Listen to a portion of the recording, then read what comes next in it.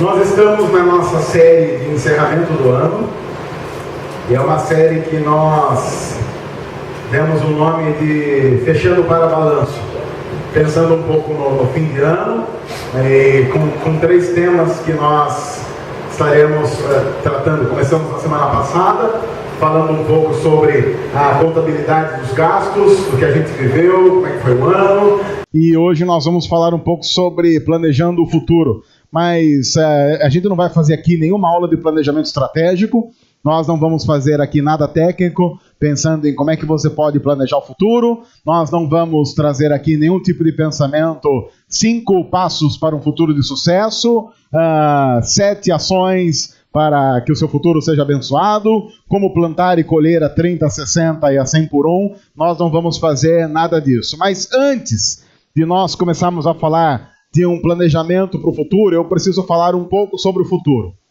A gente já fez essa pesquisa aqui várias vezes, e nós, como já tem sido costumeiro notar, em todos os lugares em que a gente está, nós estamos aqui num grupo que eu vou arriscar, antes de fazer a pergunta, que pelo menos 50% das pessoas é ansiosa.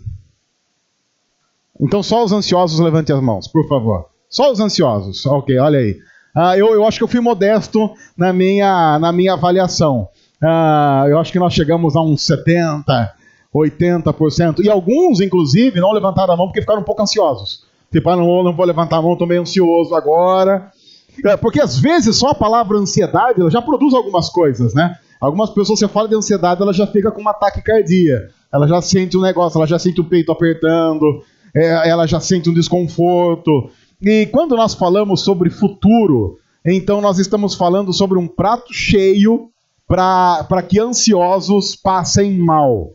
Porque futuro é um negócio complicado. Inclusive, eu trouxe uma definição de futuro que eu queria compartilhar com você antes de falar algumas coisas. Futuro, no dicionário, você tem como palavra complicada produtora de taquicardia. Você não vai achar isso em nenhum dicionário, eu inventei isso.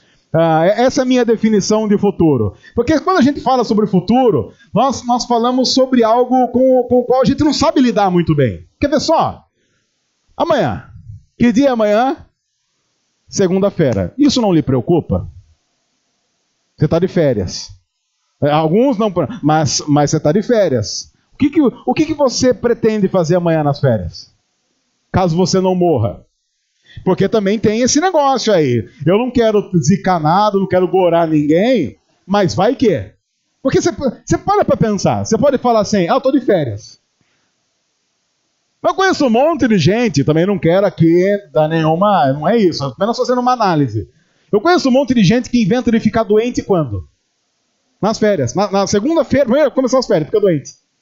Já dá alguma coisa. Provavelmente ele ficou ansioso com a chegada das férias. Quando as férias chegaram, o organismo reagiu, ele estava com a imunidade baixa por causa da ansiedade e ficou doente. Então, você que está de férias, talvez você não deva regozijar-se tanto por estar de férias, porque vai que... Tinha uma propaganda de seguro, né, há pouco tempo que dizia, olha, vai que... Pode ser. E amanhã, segunda-feira é um dia que os encostos estão aí. Você tem que tomar cuidado, porque pode ser que alguma coisa aconteça. Isso pode trazer preocupação para muita gente. Porque quando a gente fala de futuro, o futuro acaba nos amedrontando, porque principalmente nós somos criados, temos uma educação que nos ensina que o futuro é nossa responsabilidade. Desde criança nós somos ensinados assim. Quer ver só? Mesmo em famílias cristãs, nós somos ensinados que você precisa fazer algumas coisas quando você é criança para garantir o seu futuro. Como se fazer algo fosse garantia de um futuro tranquilo. Ainda mais num país como o nosso. Eu conheço, por exemplo, muita gente que estudou muito, que se dedicou muito e que está desempregado. Ao mesmo tempo que eu conheço muita gente que não estudou tanto quanto aquele outro estudou e está por aí, eu não vou citar onde é que está, mas está por aí fazendo grandes coisas e ganhando um bom dinheiro. E claro, eu estou me atendo apenas a algumas questões ligadas a dinheiro, a essa nossa cultura, porque no fundo, para muita gente, é isso que conta, é isso que produz estresse e ansiedade. E aí então a gente vai vivendo numa cultura que vai trazendo para a gente o futuro como algo que está sobre as nossas costas. Então nós temos que carregar aquilo de uma tal forma que nós vamos vivendo passo a passo da nossa jornada, achando que a garantia do amanhã vai depender do que nós fazemos ou fizemos hoje. Só que nenhum ser humano tem estrutura emocional, psicológica para aguentar esse peso. Por quê? E a gente vai chegar daqui a pouco a falar sobre isso de uma maneira mais pormenorizada. Mas principalmente pelo fato de que Deus estabeleceu que do futuro Ele cuida, e não nós. Que a garantia do futuro está em Deus e não no que nós fazemos. Óbvio que quando a gente diz isso, nós estamos dizendo para você ser um irresponsável. Então, deixa a vida me levar, a vida leva eu. Não. E daqui a pouco o texto vai mostrar isso. Nós estamos apenas dizendo, não viva achando que tudo depende do que você faz. Porque, inclusive, as maiores coisas e as melhores coisas da vida não têm relação nenhuma com o que nós fazemos. Por exemplo, salvação. Se nós pensarmos na salvação, nós começamos a pensar em outras coisas numa perspectiva correta. Porque a Bíblia diz, por exemplo, que você não tem como fazer nada para ser salvo.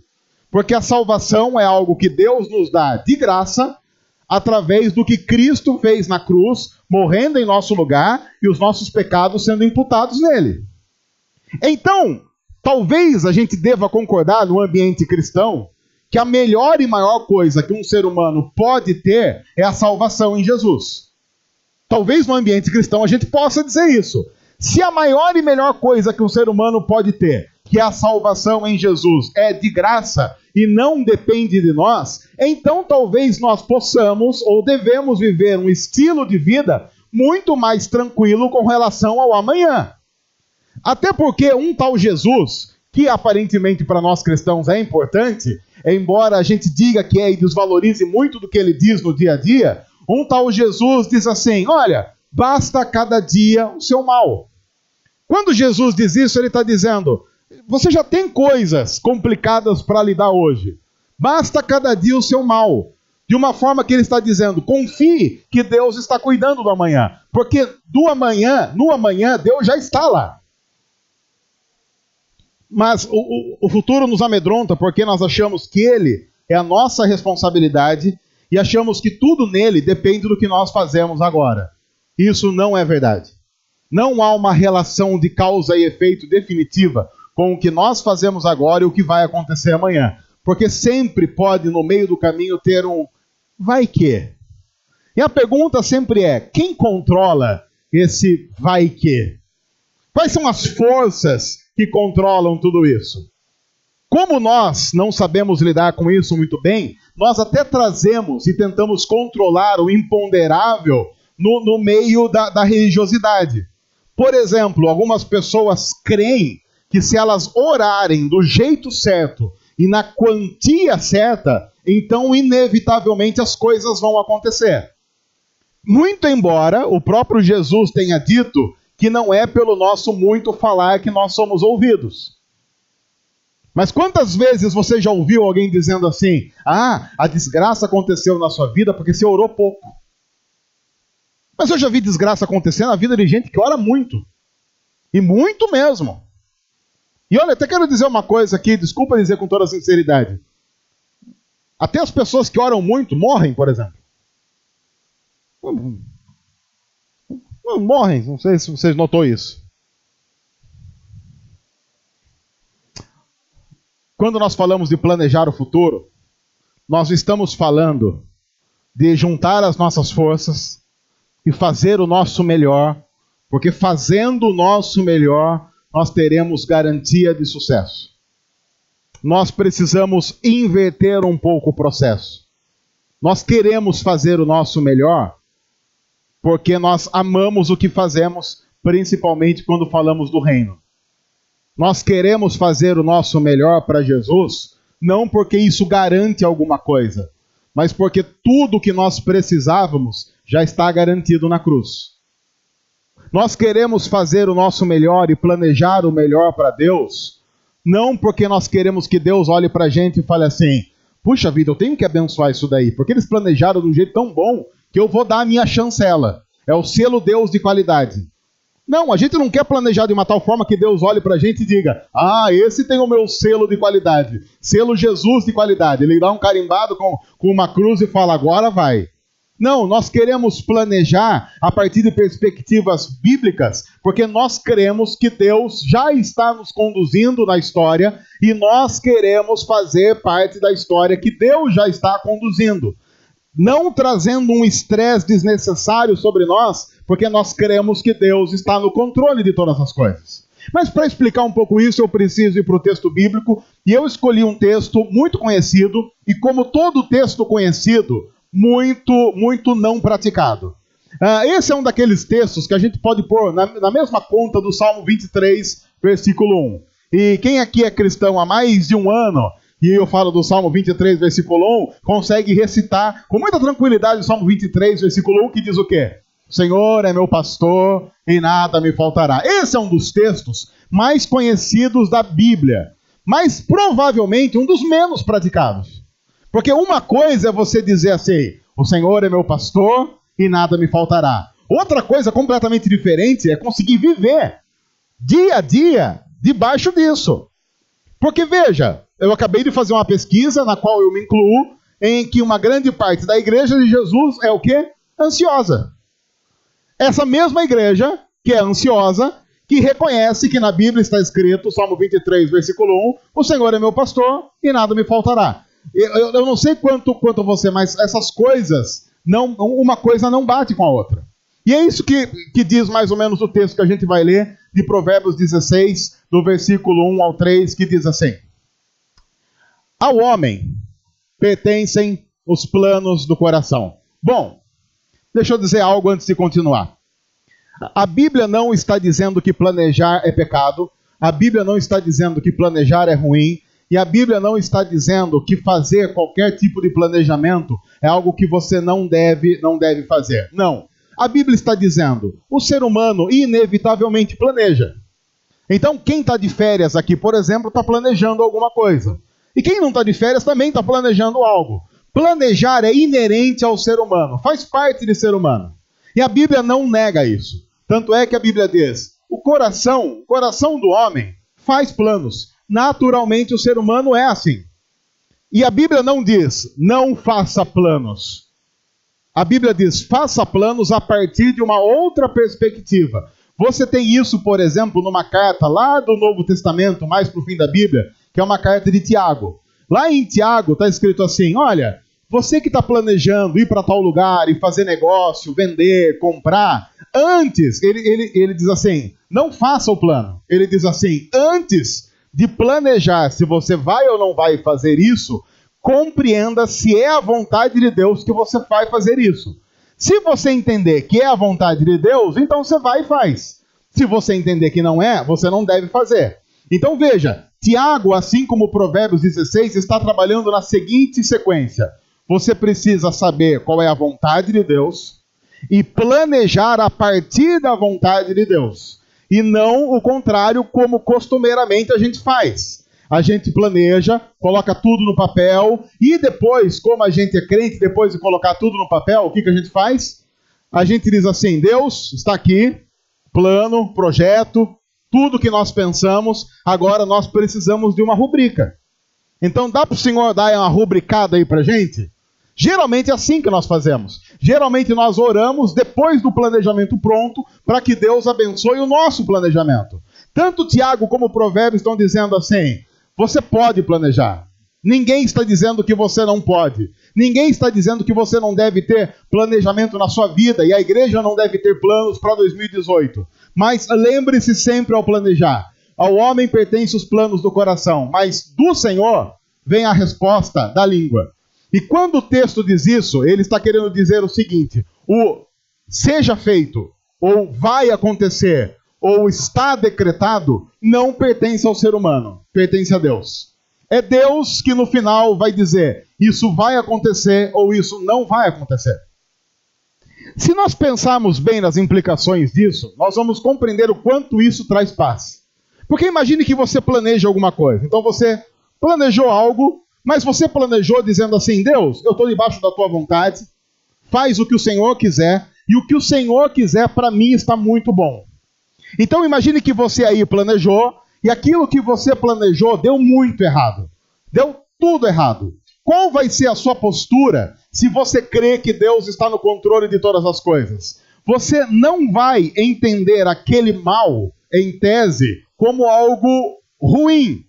Você vai entender aquele aparente mal como um livramento que Deus deu. Ora, se não deu certo, é porque Deus não quis que desse certo, e Deus, como ama os seus filhos, como ama as suas filhas, como tem boas aspirações para nós, sabe o que está fazendo e está provavelmente nos protegendo de alguma coisa.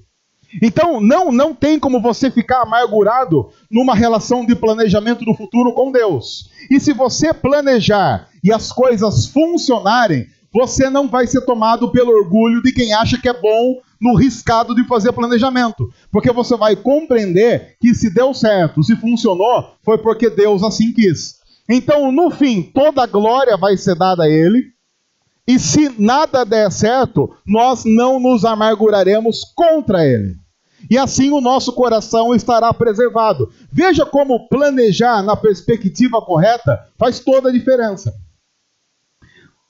Nós temos falado um pouco sobre isso, e a partir de agora você vai nos ouvir falando mais sobre planos que nós temos de mudanças para a nossa igreja, para a nossa comunidade, sonhos, alguns deles muito grandes, alguns deles que envolvem uma logística louca e envolvem uma logística que a gente não sabe como vai ser e um dinheiro que a gente ainda não tem. Mas nós estamos colocando tudo isso diante de Deus e dizendo: Deus, nós estamos muito tranquilos, porque em primeiro lugar, a igreja é do Senhor. Se o Senhor quer, muito que bom. Se o Senhor não quer, muito que bom também, a gente vai continuar sendo igreja.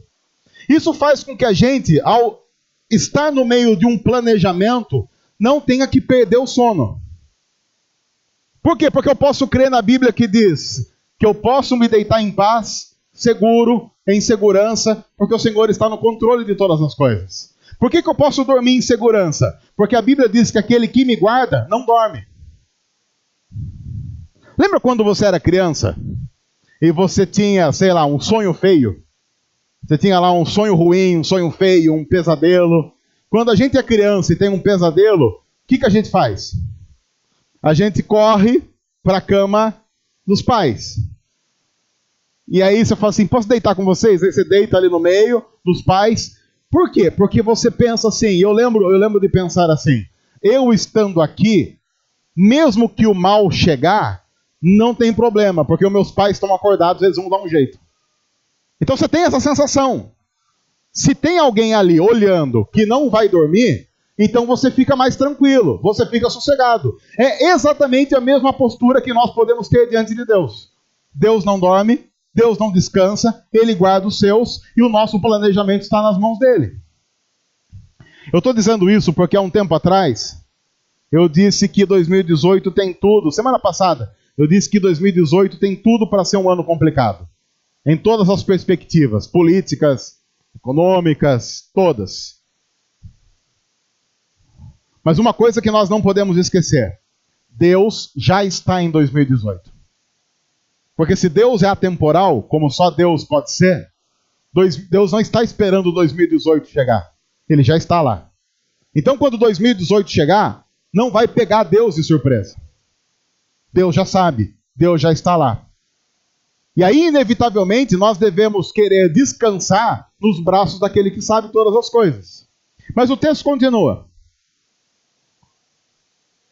e todos os caminhos do homem lhe parecem puros. Não importa o que você planeje, você vai pensar assim: ah, mas eu estou fazendo isso porque eu quero o melhor. Mas o versículo diz: mas o Senhor avalia, pesa, analisa o espírito. Na ideia de o Senhor analisa as reais intenções por trás daquilo tudo. Eu não sei quantos aqui já tiveram a oportunidade de conversar com alguém muito sábio. De sentar e conversar com alguém que é sábio na acepção máxima da palavra, de alguém que consegue olhar para você com a experiência de vida e falar algumas coisas que você não espera ouvir. Eu algumas vezes tive o privilégio de sentar com pessoas assim. E aí, essas pessoas sempre, o sábio, não sei se você já notou isso, o sábio sempre ouve muito. E ele não fala tanto, porque ele não precisa. Ele fala pouco, mas fala o suficiente. E várias vezes, na frente de pessoas assim, elas perguntam assim: Marquito, e aí, como é que tá a vida? E aí você começa a falar, como é que tá a vida? Você tá bem? Aí você começa a falar. E lógico, inevitavelmente você sempre reclama de alguma coisa. E aí você fala: olha, mas isso aqui não tá legal, porque fulano fez isso, e ciclano fez aquilo, e aquele fez outro, e tal, até que alguém muito sábio olha para você e fala assim: você não consegue notar que o problema é seu, né? Que é você que está produzindo isso. Uma vez, eu lembro de estar diante de uma pessoa e reclamando de algumas coisas. Essa pessoa olhou para mim e falou assim: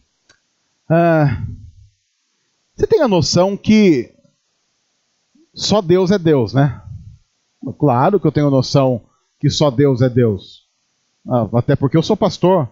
E todo pastor sabe que só Deus é Deus. Aí essa pessoa sábia olhou para mim e falou assim: então por que você está tentando fazer o trabalho dele? Como assim? Você não notou que você está triste com as pessoas e em rancor com as pessoas porque você não está conseguindo mudar o coração delas? E você nunca leu na Bíblia que quem muda o coração das pessoas é o Espírito e não é você? E que às vezes Deus, de acordo com a vontade dele, endurece corações. Ele fez isso com Moisés diante do faraó. Deus mandou Moisés ir lá. Moisés foi e o que é que Deus fez? Endureceu o coração do faraó. Moisés podia ter a crise que ele tivesse com isso. Mas ele não era Deus. E Deus sabia o que estava fazendo. São esses momentos em que a gente olha para a gente e pensa assim: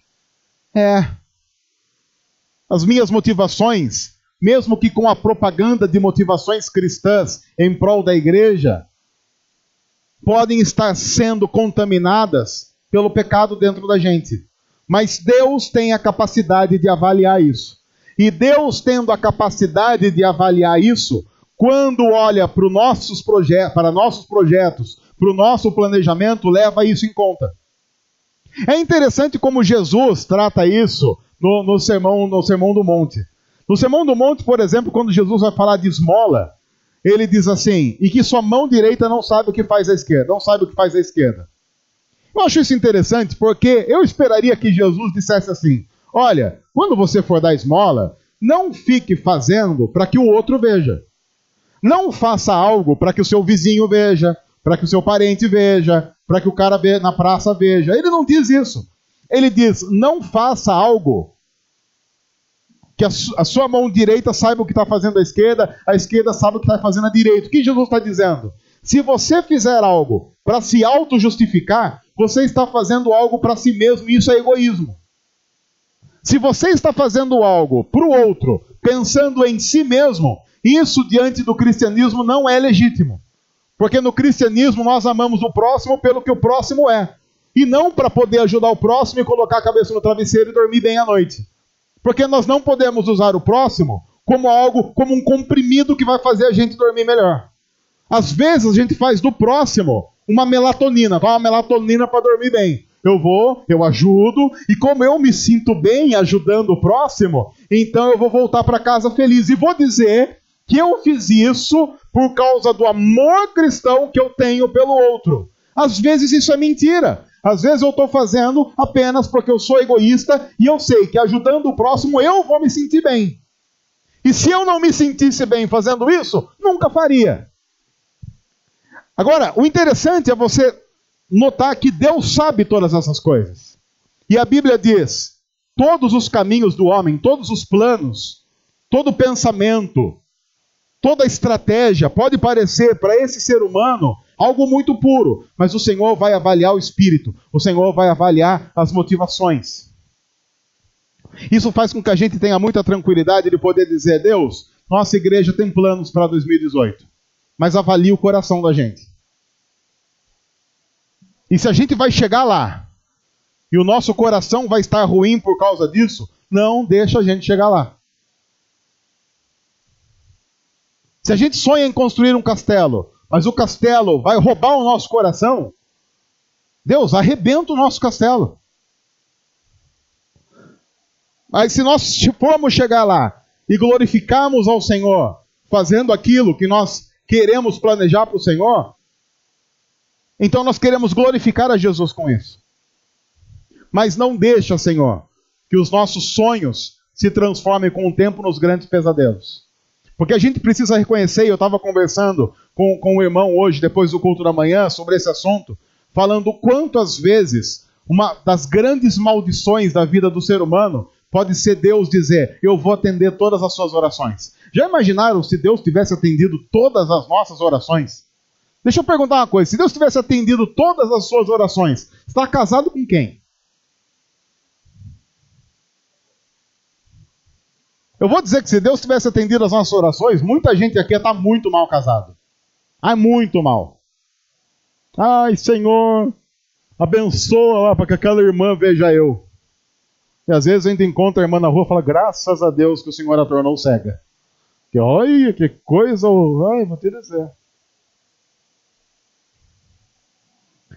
Talvez quando a gente chegar no céu vai ter um filme do que seria se tudo tivesse dado certo. E a gente vai descobrir que se tudo tivesse dado certo, tudo teria dado muito errado. Um amigo meu uma vez contou que ele pegou um ônibus para Campinas, e lá em Campinas ele precisava pegar um outro ônibus, mas ele saiu de Santa Bárbara um domingo à noite depois do culto para Campinas. Em Campinas ele precisava chegar na rodoviária, na antiga rodoviária, pegar um ônibus para um outro local, mas atrasou, nunca atrasou aquele ônibus, aquele dia atrasou. Quando ele chegou para pegar um outro ônibus ali do lado, um ônibus que saía da rodoviária, ia para a região do Cambuí, ele tinha passado. Aí ele ficou muito bravo porque o ônibus tinha passado, e ele ficou sabendo que ia passar, tinha um senhorzinho sentado ali no ponto, e ele falou assim: o ônibus que vai para o Cambuí já passou. O ônibus passou faz 1 minuto. E ele ficou muito irado com aquilo, e ele pensou: mas por que, Senhor? Porque eu estava em Santa Bárbara, estava na igreja, não estava na gandaia, estava na igreja, aí agora eu chego, vou ter que esperar o outro. Aí o senhorzinho olhou para ele e falou assim: meu senhor, deu muita sorte, viu? Por que deu sorte? Porque aquele ônibus lá estava sendo assaltado. Ele passou aqui e tinha 2 caras armados lá dentro, roubando o pessoal. Aí ele agradeceu a Deus. Mas já imaginou? A gente vai chegar no céu, vai ter um filme das coisas que deram errado, e a gente vai descobrir que o filme é muito bom. E a gente vai agradecer a Deus por muita coisa que deu errado.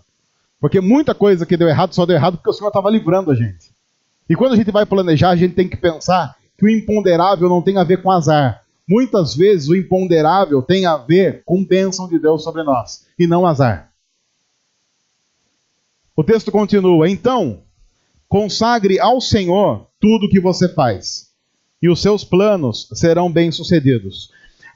Esse versículo, se ele não for analisado à luz dos 2 versículos anteriores, ele passa a não ser muito bem interpretado. Porque se você tira esse último versículo do contexto, você acaba ficando um triunfalista. Consagre ao Senhor tudo o que você faz, e todos os seus planos serão bem-sucedidos. E eu poderia dizer: tá vendo? Porque tudo que você imaginar, tudo que você planejar, tudo que eu quiser, o cara lá de cima vai me dar. E todas essas baboseiras que a gente vai ouvindo na caminhada, que não é verdade.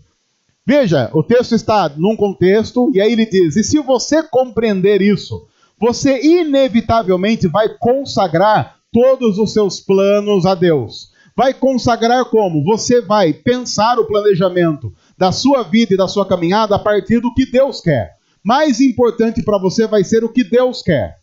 Então o que você pensar e o que você elaborar já vai estar de acordo com o que Deus quer. E estando de acordo com o que Deus quer, inevitavelmente os seus planos serão bem-sucedidos. O texto está dizendo: o que garante um plano bem-sucedido é a vontade do Senhor naquele plano. E somente isso. Eu não sei quanto a você, mas quando eu penso nisso, isso baixa um pouco aquela ansiedade.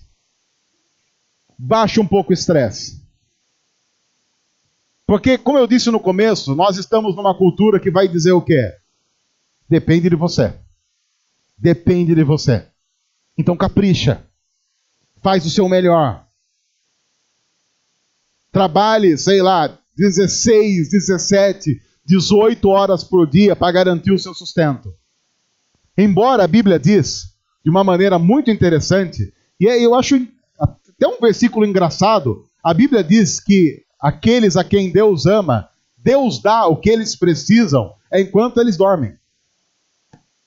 E esse versículo, para quem é preguiçoso, é uma bênção. A Bíblia, claro, não está dizendo para você viver dormindo. Ela está dizendo assim, a garantia de sucesso não está em você, de uma tal forma que Deus dá a você o que você precisa enquanto você dorme, para que você note que não depende de você. Há um outro texto na Bíblia, nós lemos há poucos dias, que diz que as misericórdias do Senhor se renovam a cada manhã. A ideia é que quando você acordar, as misericórdias do Senhor terão se renovado. E o que você fez para que as misericórdias do Senhor tenham se renovado? Nada, você estava dormindo.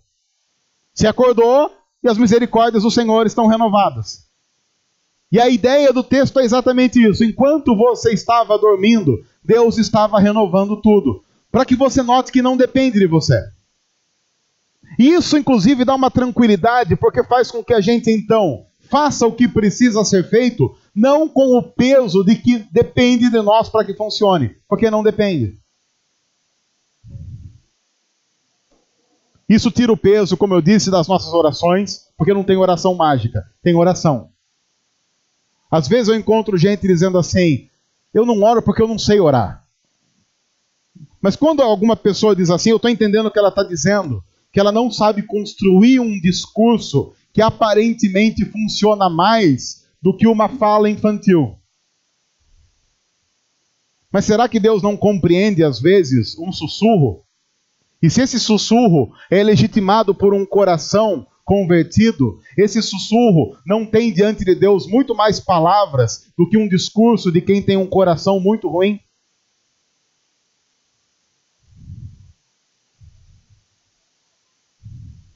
Você olha para a cruz, por exemplo, que é o clímax de toda a história, porque a cruz não é o clímax apenas da história de Jesus. A cruz é o clímax de toda a história. Toda a história tem o seu centro, toda a história tem o centro na cruz. E você nota que na cruz Jesus não fala muito. Jesus, em poucas palavras na cruz. Tanto que às vezes algumas igrejas se reúnem no final de semana de Páscoa, tem o culto das 7 palavras, que são 7 coisas que Jesus fala na cruz. Mas ele fala coisas simples, como tenho sede, que é muito elementar para quem está sendo crucificado. A palavra definitiva, final de Jesus é, Pai, em tuas mãos entrego o meu espírito. Está consumado. São poucas palavras. Mas quando Jesus, por exemplo, diz está consumado, o que ele está dizendo de verdade? Ele está dizendo todo o preço de todo o pecado daqueles que o Senhor escolheu está pago. Está consumado. 2 palavras. Quando nós tiramos esse peso, nós podemos orar com muito mais tranquilidade, sabendo que você não precisa dizer muita coisa para querer dizer muita coisa. O importante é onde está o seu coração. Isso inclui o culto que nós estamos prestando. Porque se nós pensarmos no nosso culto, o que o nosso culto tem? O nosso culto tem muita coisa simples. Tem música que a gente canta, mensagem que a gente ouve, alguns avisos, alguma coisa muito simples, um culto de quando muito 1h30 a gente vai embora. E aí a gente pode pensar, há cultos muito melhores. Eu não sei. Talvez haja, talvez não. Porque o que Deus vê não é estrutura litúrgica, é o coração daqueles que estão adorando.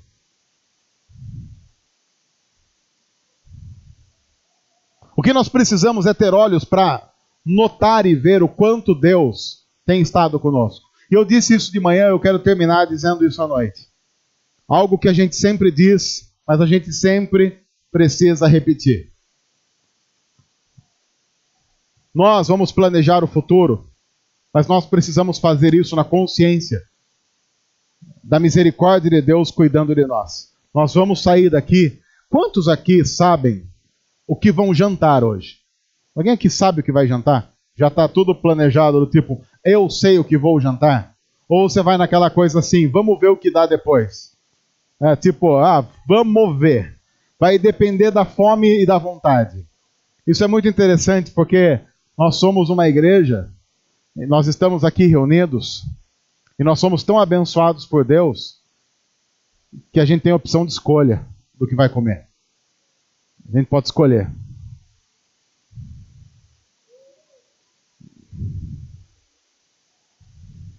Você vai poder escolher, talvez, entre uma pizza, um lanche, sei lá. O que você estava pensando, amigo? Você estava com um cara que estava pensando em alguma comida. Nada? Pizza. E uma pizza light, talvez, 5 queijos.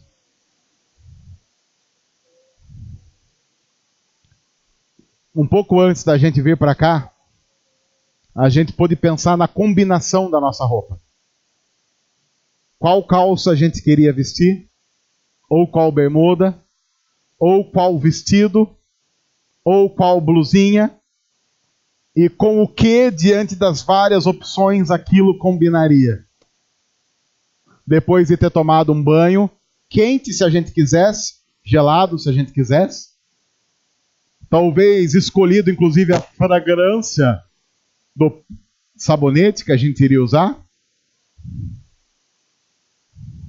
E a gente vai voltar para casa e não importa se bateu o calorão e vier aquela chuva de verão, aquele toró, porque a gente tem um teto.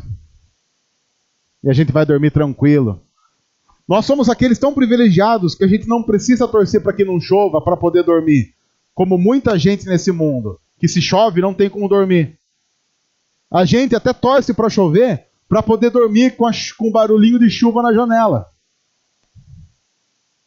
E talvez muitos aqui vão poder fazer opção entre o ar-condicionado e o ventilador. Enfim, quando nós paramos para pensar naquilo que realmente conta,